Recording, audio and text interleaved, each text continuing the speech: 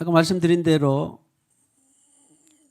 14절부터 21절까지는 구약의 애언 성취, 성령 세례에 대한 애언이 요엘에서부터 시작되었구나. 요엘뿐만 아니라 이사야도 있고 다 있는데 대표적으로 베드로가 그것을 인용을 했으니까. 그래서 요엘의 성령 세례가 애언되어 있네. 예수님 오시기 800여 년 전에. 그 내용이 14절 이하에 있습니다. 두 번째로는 22절부터 그 유명한 다윗 왕으로부터 성령 세례가 애언되어 있구나. 그리고 이제 그 이후로는 그러면 우리가 그럼 그렇게 되는 만능과 같은 성령 세례를 어떻게 하면 받냐? 그 뒤에가 이제 2장 38절. 그렇게 해서 끝납니다. 나머지 42절부터 공동체 교회 생활은 다음에 4장 볼 때 보도록 하겠습니다. 자, 첫 번째로 아까 말씀드렸는데 일단은 이제 다 내용은 다 나왔어요. 이제 우리 성도들 대부분 웬만하면 다 압니다. 내용은 다 나왔고 그 참고되기 위해서 이제 좀 더 세밀한 설명만 하나 드리면 선지자 2장 16절에 요엘을 통해 말씀하신 것이니 일러스되 그 요엘의 2장 28절 이하가 나오는데 2장 31절에 특별히 여호와의 크고 두려운 날이 이르기 전에 요엘 2장 31절 여호와의 크고 두려운 날이 이르기 전에 해가 어두워지고 달이 핏빛같이 변하려니와를 사도 베드로는 어떻게 옮겼습니까? 몇 절에? 주의 크고 20절에 크고 영화로운 날이 그랬지요. 이르기 전에 해가 변하여 어두워지고 달이 변하여 피가 되리라. 이것을 많은 분들이 읽을 때에 여러 가지 책들을 통해서 보면 들쑥날쑥 하더라고요. 그래서 오늘 정리를 하면 여호와의 크고 영화로운 날이냐 두려운 날. 두렵다기보다는 신약의 해석이 더 맞죠. 베드로가 번역한 영화로운 날이에요. 두렵다 그 말은 경외를 포함한 그런 그 두려움이 있는 것이 무섭다 그런 말이 아니라 너무나 그냥 여호와의 영광이 임하니까 경외감이 자동적으로 들어오는 것이 여호와의 크고 두려운 날 아니면 오늘 신약에 있는 것처럼 2장 20절에 있는 것처럼 주의 크고 영화로운 날. 이것이 바로 베드로가 볼 때는 뭐였어요? 듣지도 보지도 못했던 구약의 때는 성령이 임하여서 임재의 영으로 하나님이 우애라고 하면 우하고 가서 전쟁이라면 전쟁하고 그랬는데 이제 그분이 아예 그냥 나를 몸을 삼고 그냥 성전을 삼고 내 안에 오셔버렸다니까. 그러니까 하나님의 신이 성령이 내 안에 오셔버린 날이 무슨 날이라고? 크고 영화로운 날이요. 이것은 말 그대로 요즘 메가 막 그런 거 나오잖아요. 엄청나게 메가입니다. 표현하는 것이 그냥 크고 영화로운 날이지 아주 그냥 대전환의 날과 같은 거예요. 대혁명의 날과 같은 거예요. 이것이. 그래서 크고 영화로운 날이라 표현한 거예요. 사도 베드로가. 더 이상 표현할 다른 여러분들은 표현하고 싶으면 하세요. 영화로운 날. 울트라 영화로운 날 해도 되고 아무튼 여러분 표현대로. 그러나 하나님의 영광이 내 안에 집을 짓고 오시는 그 쉐키나 여러분들 들어봤죠? 슈카이나 영광 이런 것들이 뭐냐면 샤칸이라는 말이거든요. 거주한다 그런 말이에요. 무엇이 거주해? 하나님의 영광이 내 안에 와서 거주한다 그런 말이야. 나와 함께 산다 그런 말이에요. 얼마나 크고 영화로운 날입니까? 할렐루야. 하나님 자녀된 것도 놀라운 날인데 이제 네가 너를 위해서 사는 것이 아니라 누군가를 위해서 살도록 하는 증인의 삶을 살도록 하는 크고 영화로운 날이 표현된 것이 요엘이나 이 사도행전의 베드로가 해석한 내용입니다. 그런데 어떤 특별한 사람에게만 아니면 모두에게 오늘 단어가 어디에 있어요? 모든 육체에. 그랬죠? 내 영을 2장 17절에 모든 육체에. 할렐루야. 이것을 어떤 분들은 혹시 여러분들이 책을 잘못 읽으면 그래서 책을 제가 늘 추천하는데 조심하면서도 읽는데 100%가 아니라 그랬잖아요.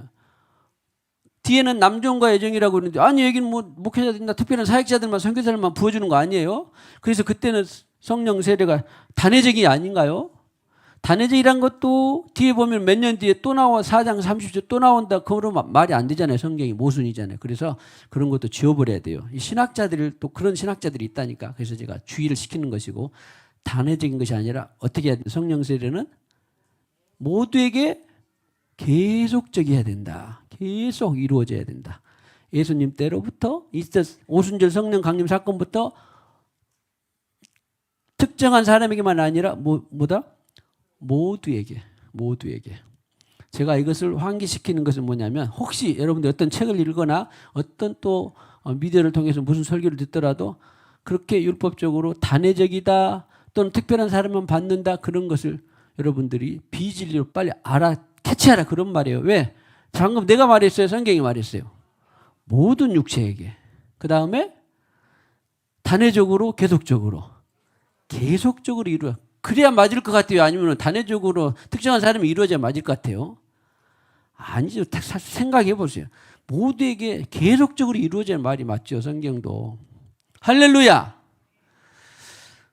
그 다음에 이제 보통 또 어떤 종말론에 대한 해석이 여러분들이 혹시 잘못 읽으면 치우칠 수가 있는데 해가 어두워지고 달이 핏빛 같이 변하려냐 이것은 뭐냐면요.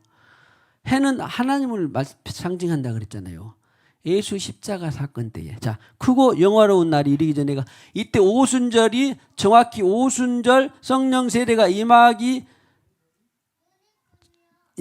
때까지 십자가의 사건은 며칠 전이었어요.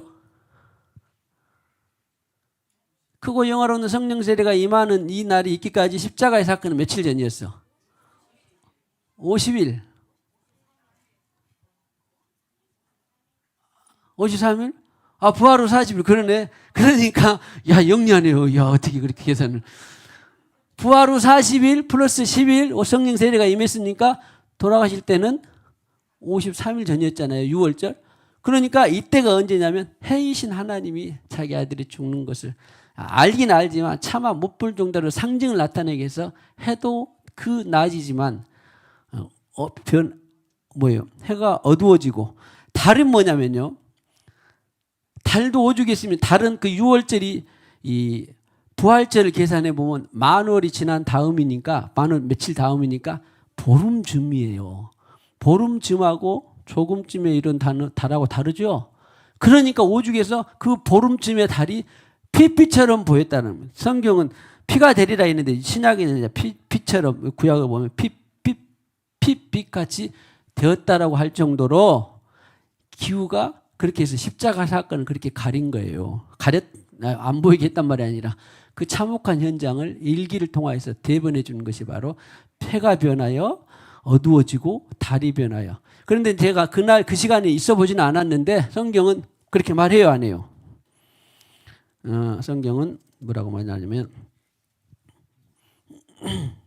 여기도 있는데 누가복음 23장 44절에 누가복음 23장 44절에 보시면 할렐루야 하면서 시작. 때가 제6시쯤 되어 해가 빛을 잃고 온 땅에 어둠이 임하여 제9시까지 계속하며. 그러니까 6시에는 낮 12시예요. 9시는 딱 돌아가시는 그 3시간 매달리는 그 시간에 세상에 그 대낮 같은 해가 어두워지고 그 다음에 달은 핏빛같이. 그러니까 그날 달도 사실은 그 보름달 만월이라고 하는 그 보름달 내일 모레 우리 이제 보름을 15일 뒤에 보름을 맞이하겠습니다만 보름달이 얼마나 밝습니까?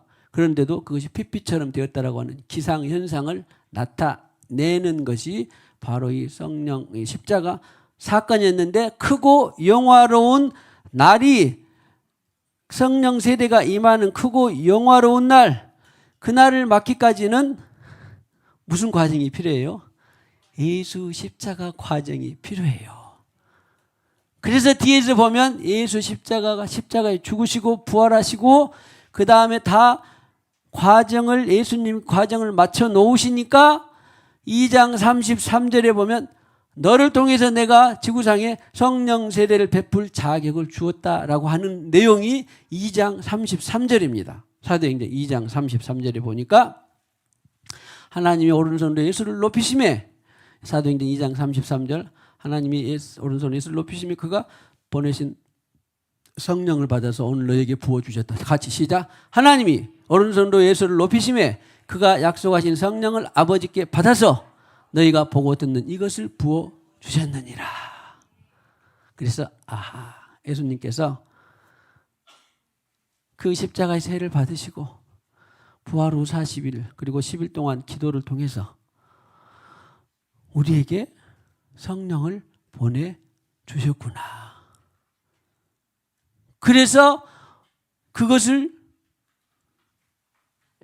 유대인들에게 베드로가 구약을 인용해서 구약만 믿고 있었던 유대인들에게 깨우치기 위해서 설교를 한 것입니다. 그 설교가 오늘 우리에게도 계속 유포되고 퍼져서 또 다른 사람에게 축복합시다. 같은 설교를 다른 사람에게 할 수 있기를 축복합니다. 오늘도 했어요. 담임도 했고 장로님도 했고 권사님도 했습니다. 또 다음에 여러분도 그렇게 설교를 해야 돼요. 그러니까 꼭 같이 할 필요는 없어요. 자기에게 주신 것만 하면 되는 거예요. 그 다음에 이제 거의 할렐루야 너무 빨리 알았어. 그런데 그렇게 크고 두려운 나를 너희들이 봤지. 그럼에도 불구하고 그런 이상 현상 이런 것에도 불구하고 저도 이제 큰 은혜를 받았는데 전에 나중에 과학 김명현 교수님 거 혹시 무슨가 보면 나는 그 테이프인가 보면서 지금은 컴퓨터로 그 십자가 그날 그 사건을 딱 돌려볼 수 있는 기술이 발달됐대요. 그러니까 예수님이 십자가에 돌아가실 때가 그때 보니까 일식 계기월식 이런 것들 어두워지고 캄캄해지고 그런 현상이 있었고 그날 그 시간에 있었고 또 달이 어떻게 변한 그런 것들을 그분은 과학적으로 또 증명을 해놨더라고요.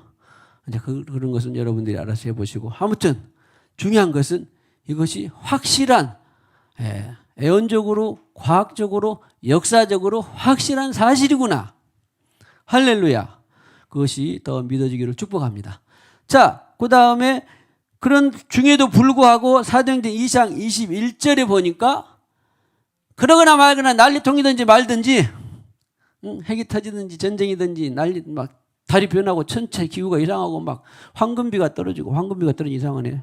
비가 떨어지고 막 어디 일기가 막 난리가 아니죠. 지구상에 빙하가 다 녹았니 또 곧 종말이 오니 그러거나 말거나 21절에 가면 어떻게 돼요? 주의 이름을 부르는 자는 구원을 받으리라. 다 축복하세요. 세상 난리통에도 주님의 이름을 부르면 구원받습니다. 그러니 뭐가 저렇게 뭐 있어요? 복음 전해서 듣고 겸손해서 그가 회개해서 구원받으면 큰 일입니다. 최고의 가치로운 일이에요. 자, 세상이 난리통이거나 말거나 주의 이름 부르어서 구원받게 합시다. 저는 이 설교를 준비하면서 은혜 받았는데 전에는 물론 그래 주님 이름 부르면 구원받지 그랬는데 물론 여기서 구주의 이름 받는 것은 아까 누가 말한 것처럼 왕으로 구주로 영접해서 겸손해서 계시받고 왕으로 구주구나 그분을 통해서 구원받구나 그분만이 구원자구나 그런 거 해서 주님의 이름은 주님 나를 구원하소서 그러면 구원하신다 그런 말이에요. 할렐루야. 그 다음에 이제 또 무엇을 하나 설교를 했냐면 거기 유대인들이 많으니까 베드로가 이제 거기 유대인들은 다윗 하면 하여튼 신본의 대표성의 왕입니다.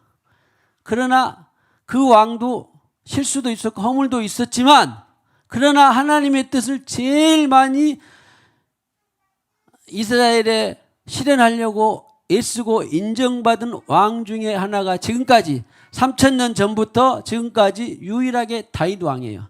다른 왕은 하나도 못했냐? 그건 아니죠. 다 장단점이 있는데 그래도 남유다의 다윗 왕은 하나님 뜻을 제일 그 나라에 펼치려고 애를 쓴 사람이에요. 그런데 제가 다는 모르겠지만 하여튼 지구상에 그때 이후로 또 대한민국뿐만 아니라 전 세계 모든 수백 개의 나라 중에서 하나님 뜻을 이렇게 내가 이 나라에 하나님 뜻을 실현시키고 싶다 한 대통령 혹시 봤습니까? 저는 아직 못 봤는데. 아무튼 그러거나 말거나 아무튼 우리 대한민국에 하나님의 뜻이 많이 실현되기를 축복합니다. 기도합시다. 할렐루야. 그러나 하나님 뜻을 그렇게 실현하고 싶은 대통령이 나오면 제일 좋은데 그러나 다 온전치는 못하더라고요. 그래도 우리는 어떻게 해야 돼요? 기도해야 돼요. 하나님 뜻을 많이 실현하는 이 왕들, 지금은 대통령 되니까 대통령이 지도자가 나오게 하옵소서. 하나님의 뜻을 많이, 인본주의도 아니고 물질주의도 아니고 또 어떤 이념이나 신념도 아니고 하나님 뜻을 실현하는 지도자들이 이 대한민국에 많이 일어나게 하여 주시옵소서. 할렐루야. 할렐루야. 그러니 우리 대한민국 그래도 어느가 상당히 알게 모르게 복이 있어요. 100년 전에, 100여 년 전에 그 사람 한 사람이 감옥에서 구원받아가지고 또 이승만 한 사람이 구원받아가지고 이 대한민국도 구원해 주셔서 그랬더니 하나님 뜻을 다 실현내지는 못했지만 허물과 장점과 단점이 있지만 그럼에도 불구하고 이 대한민국에서 우리가 이 자유민주 체계에서 살 수 있다라고 하는 그것이 얼마나 감사한 일입니까? 그러나 중요한 것은 신본인데 어떤 이 자유민주나 공산사회 그것도 아니지만 두 가지가 성경에 다 있는데 이 신본인데 신본대로 세상을 통치할 수 있는 나라를 저는 한 번도 못 봤어요. 아무튼 그 나라는 그 성경에서 말하는 유토피아는 어디예요? 우리가 주님 나라에 간 때 그것만이 완전한 나라입니다. 그럼에도 불구하고 그럼 나는 이 땅은 더러우니까 그냥 이렇게 살고 말리라 그럴 수는 없잖아요. 어떻게든지 소금과 빛이 되어서 가다가 살게 노력을 하다가 가는 나라가 바로 이 땅입니다. 자, 아무튼 그 다음에 그 다윗 왕을 통해서 베드로는 뭘 봤냐면 우리가 방금 성령 세례 받은 것을 다윗 왕을 통해서도 예언해 놨네 그걸 한 거예요 지금. 그것이 2장 아까 22절부터 42절까지 있어요. 그가 다윗을 통하여서 2장 22절 이하에 보면 25절에 보면 다윗이 그를 가리켜 내가 항상 내 앞에 계신 주를 배웠으며 죽은 예수를 그대로 들었고 사망에서 생명으로 살려왔는데 부활했는데 그것이 성경에 있네. 지금 100년 전에 이 베드로가 1000년 전에 다윗 조상이 예언해 놓은 것을 지금 다시 설교한 거예요. 와, 이 성령 세례를 받고 나면 바로 뭐가 있다? 항상 주님이 내 앞에 계신 것과 같은 느낌이 되는 거예요. 주님의 임재 가운데 사는 게 되는 거라고. 성령 세례가 이런 거예요. 주님이 내가 항상 내 앞에 계신 주를 배웠으며. 우리 2006년 2월 하고도 19일 첫째 주 예배가 주일인데 그때 첫 번 날에 이 설교 이게 제목입니다. 지금부터 19년 전에 첫 번째 설교 제목이 우리 생수회관교회 첫 번째 설교 제목입니다. 내가 항상 내 앞에 계신 주를 배웠습니다. 기억나세요, 사모님? 몇 사람 없었어요. 내가 항상 내 앞에 계신 주를 배웠습니다. 첫 번째 제목. 그 설교 제목이 우리 문 앞에 파란색으로 붙어 있습니다. 사도행전 2장 25절이 단묘 오늘 설교했는데 우리 생수의 강의 2006년 2월 19일에 첫 번째 설교 제목이었다. 이러면 안 돼요. 내가 항상 내 앞에 계신 주. 이것이 무엇을 받으면 이렇게 된다고요? 성령 세례를 받으면 이렇게 됩니다. 할렐루야. 그 다음에 그렇게 해서 했는데 지금 베드로 당시에는 우리 다윗 묘가 지금도 있지 않냐. 그 역사적으로 얼마나 사실이냐. 증명된 일이냐. 그걸 지금 설교해내는 일이에요. 그 다음에 이어서 이제 아까 우리가 봤던 2장 33절에 오른손에 예수를 높이심에 성령을 아버지께 받아서 너희가 이런 것을 부어주니 그런데 그 예수를 너희가 죽였다. 그러니까 이제 대제사장 서기관 바리새인들 유대인들이 어떻게 됐어요? 마음이 어떻게 했어요? 찔렸고 뜨끔했겠잖아요. 세상에. 그랬어? 그러면 우리가 그럼 완전히 하나님의 예언하고 하나님의 뜻과 반한 행동을 했네, 안 했네? 반한 행동을 했네. 그러니까 뜨끔하고 성경 표현대로면 찔렸어요. 그러는데 그 찔린 중에 쟤들 보기 싫다, 꼴 보기 싫다 해갖고 왕 대제사장 그리고 바리새인 종교 지도자들, 일부 종교 지도자들은 어떻게든 그를 가두고 죽이려고 한 반면에 또 한편 찔린 사람들을 한 부류는 그럼 우리가 어떻게 해야 되겠냐? 그래서 하는 말이 복음이 들어가면, 듣고 행하고 복음이 들어가면 반드시 어떤 반응이 나온다? 듣고 찔리는 사람이 있어요. 그런 사람은 겸손, 계시 이런 사람이 됩니다. 그런데 듣고도 모른 척하고 자기가 한 일이, 성경에 반하고 자기가 한 일이 죄스러운 일인데 그것을 감추기 위해서 어떤 사람, 한편 사람들 어떻게 해요? 증거인멸을 한다거나 아니면 거짓을 한다거나 아니면 그 소리를 못하게 한다거나 막 틀어막으려는 사람이 있는가 하면 지금도 그래. 그러나 찔려가지고 회개하고 그럼 우리가 지금 이 시점에 어떻게 해야 될 거냐. 그래서 하는 말이 사도들의 해결책을 주는 것이 뭐였다? 2장 38절. 예수 회개, 예수 그리스도 이름으로 세례, 죄사함, 그 다음에 성령의 선물을 받으리니. 그러면 지금 2장 내내 성령이 선물을 받고 성령이 세례를 받고 설교를 계속하는 중이에요. 그러니까 성령의 선물을 받으리니 그 말은 이것은 지금 성령이 그냥 오셨다 그 말일까요? 성령 세례, 최초의 성령 충만을 받았다 그 말일까요? 최초의 성령 충만을 받은 그 말을 성령의 선물을 받으리니 그렇게 표현한 거예요. 표현이. 성령의 선물을. 그러니까 맥락을 보면 아 그랬구나. 아니 맥락이 며칠 뒤에 있다 그런 것도 아니라 지금 자기가 성령 세례 받았어. 베드로가 듣고 배우고 자기도 몰랐어. 막 주님도 배반하기도 하고 막 자기 주님도 모르고 막 그러다가 들쑥날쑥 하다가 성령 세례 받고 보니까 정리가 쫙 된 거예요. 이제 그래가지고 너희도 나처럼 성령 세례를 받는다 그런 말이에요. 2장 38절과 같이 하면 2장 38절과 같이 하면 청년 때 저를 지도한 신학교 총장님이 계셨는데 우리 교회도 한번 오셨는데 이 설교를 듣고 너무 그분은 성령론도 쓰신 분인데 내가 청년 때 그럼 난 성령을 받고 싶었어요. 어떻게 하면 됩니까? 그랬는데 이 말씀을 주셨거든요. 근데 죄송하지만 제가 말은 안 드리는데 그 뒤로도 저는 이 말씀 뒤로도 한참 뒤에 성령 세례를 받았습니다. 깨닫지 못했어요. 아니면 여러분들은 이제 그러지 말고 아직 성령 세례 확증이 안 된다. 그러면 구하면 돼요. 갈망하고 하루든지 이틀이든지 몇 날이든지 구하고 갈망하면. 그리고 우린 또 교회가 아까 기도한 것처럼 다 기도한다고 했잖아요. 성령 세례 받으라고. 열심히. 그러니까 다 주세요. 주님은. 꽁꽁 숨겨도 안 주시려고 인색한 분이 아니에요. 첫째는 본인의 갈망. 인정하고 겸손히 구하면. 구하는 자에게 무엇을 주시지 않겠느냐. 뱀과 정갈을 주겠느냐? 성령이라고 하는 선물을 주시지 않겠느냐? 그러니까 어떤 데는 구하라 찾으라 두리라 그러니까 막 자기 인본주의 구하고 성공주의 구하고 뭐 구하고 쾌락주의 구하고 명예주의 구하는 것이 아니에요.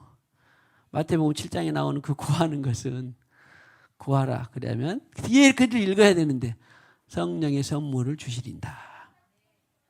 할렐루야. 할렐루야.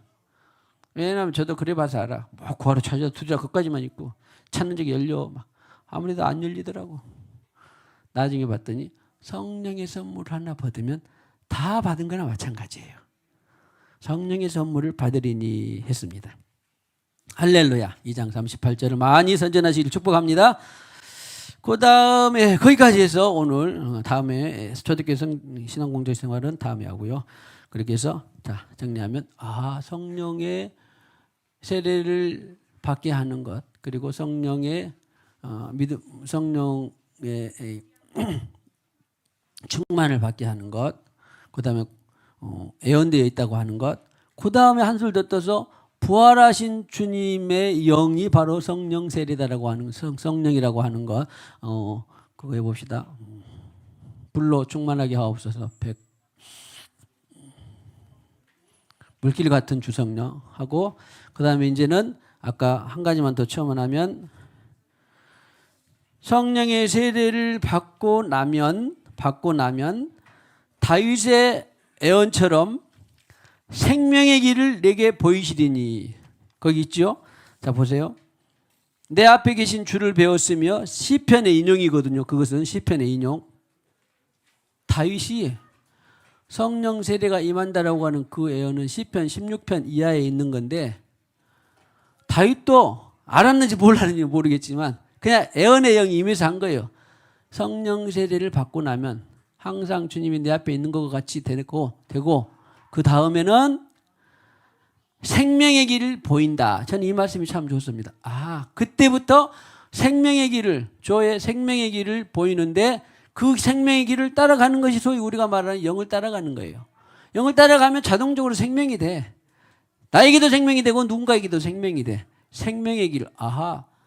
내 앞에 계신 주를 배웠으며, 그리고 그 주가 항상 내 목자가 돼서 나를 인도하시면 그대로 따라가게 되면 생명의 길이 된다. 나에게도 생명이 되고 누군가에도 생명이 된다. 너무 분명하고 자명하지 않습니까? 너무 명쾌하지 않습니까? 그래서 우리는 좌고면할 필요가 없어요. 내가 생명의 길을 가고 싶다. 그러면 주님은 따라만 가면 돼요.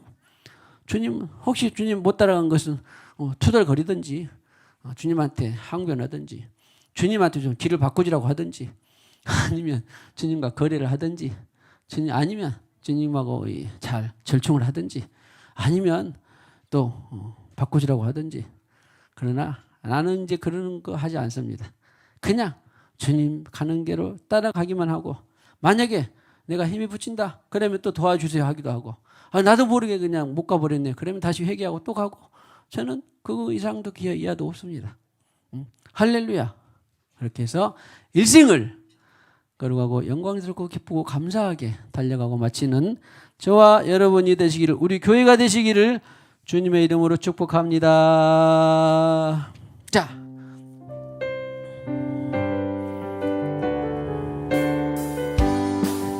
하여튼 주성령 강구하는 우리에게 지금 강림하셔서 영광 보여주소서. 이여 임하사 우리 영의 소원을 만족하게 하소서. 기다리는 우리에게 불러 충만하게 하소서. 주의 재단 부리에 우리 몸과 영혼과 우리 가진 모든 것 지금 바치옵니다. 성령이여 임하사 우리 영의 소원을 만족하게 하소서. 기다리는 우리에게 불러 충만하게 하소서. 모든 것 다 바치고 비겁인 내 마음에 영적 주님만 하도록 주여 채워주소서. 성령이여 임하사 우리 영의 소원을 만족하게 하소서. 기다리는 우리에게 불러 충만하게 하소서. 구속하신 주께서 약속하신 성령을 믿고 강구하오니 지금 내려주소서. 성령이여 임하사 우리 영의 소원을 만족하게 하소서. 기다리는 우리에게 불러 충만하게 성령이여 임하사 우리 영의 소원을 만족하게 하소서. 기다리는 우리에게 불러 충만하게 하소서. 할렐루야. 주님께서 이 지구에 말씀이 육신이 되어 오셨습니다. 그리고 그는 30세에 요한을 통하여서 물과 성령으로 불세례를 받았습니다. 그리고 마침내 12사람 또 70명 500여 형제들 수천 명을 택하여서 그는 마침내 가르치고 고치고 전파하게 하시고 훈련하시고, 너희가 하나님께서 처음부터 예언하신 그 섭리대로 얼마 있다가 성령으로 세례를 받을 것이다. 맨날이 못되어 성령으로 세례를 받을 것이다. 우리에게 성령을 주시기 위해서 주님은 십자가에서 그 고난과 고초를 겪으셨습니다. 먼저는 또 가르치시고 고치고 전파하셨습니다. 우리는 들었습니다. 그리고 주님처럼 십자가의 길을 갈 때에 마침내 누군가에게 성령을 부어주게 하는, 생명의 성령을 보내게 할 수 있는 그런 증인의 삶을 살게 했습니다. 아멘입니다. 감사합니다. 우리도 더도 말고 덜도 말고 성령 세례를 통해서 주님의 길을 흔쾌히 갈 수 있는, 거룩한 길을 갈 수 있는, 영광의 길을 갈 수 있는, 기쁨과 감사의 길을 갈 수 있는 우리 모두가 되게 하옵소서. 교회가 되게 하옵소서. 또 아버지 하나님, 오늘 우리가 기도한 것처럼 성령 세례, 성령 충만, 그리고 이전에 어떻게든지 복음을 전파해서, 듣고 가르치고 전파해서 주님을 만나게 되게 하기를 원합니다. 거듭나서 주님의 자녀가 되게 하기를 원합니다. 뿐만 아니라 성령 세례를 통해서 구원의 확증이 되게 하기를 원합니다. 이 전 과정을 주님께서 우리 교회에 풀어놓아 주셨습니다. 아버지 하나님, 이 모든 과정을 소화하고 이 모든 과정 중에 어떤 과정 중에 있든지 간에 하나님 우리를 사랑하시는 것입니다. 어떤 과정 중에 있든지 간에, 어떤 단계에 있든지 간에 하나님께서 우리를 이끄실 것입니다. 하나님께서 반드시 하나님 나라의 증인으로 삼으실 것입니다. 우리는 이 과정을 지혜롭게 가기를 원합니다. 이 과정을 충만히 가기를 원합니다. 이 과정을 기쁘게 가기를 원합니다. 이 과정을 감사하게 가기를 원합니다. 이 과정을 믿음으로 가기를 원합니다. 이 과정을 온전히 소화해서 하나님 나라를 앞당기고 하나님 나라의 비전을 실현하는 우리 모든 남녀 종들이 되게 하여 주십시오. 모든 육체가 되게 하여 주십시오. 어린 자로부터 노년에 이르는 모든 사람이 되게 하여 주시옵소서. 오늘 이 시간에도 주님께서 주신 물질의 일부를 구별하여 드립니다. 각양 예물을 드립니다. 예물도 받으시고 이 예물을 통해서 하나님 나라의 무한 영광 되게 하여 주시옵소서. 뿐만 아니라 우리가 이러한 삶을 녹여내고 풀어낼 때에 하늘의 영권, 인권, 물권, 자연권들이 교회에 마음껏 풀어져서 가정과 생업 위에 주님의 영광 되게 하여 주시옵소서. 예수님의 이름으로 기도하옵고, 지금은 교회의 머리가 되시는 우리 구주 예수 그리스도의 무한하신 은혜와 하나님 아버지의 지극하신 사랑과 성령님의 교통하시며 오늘 이와 같이 말씀의 진리체계를 굳게 붙들고 또 풀어내고 소화하며 하나님의 무한 영광된 삶을 살기를 원하는 모든 심령들의 가정 위에, 생업 위에 영원히 함께 하셨기를 간절히 축원하옵나이다. 아멘.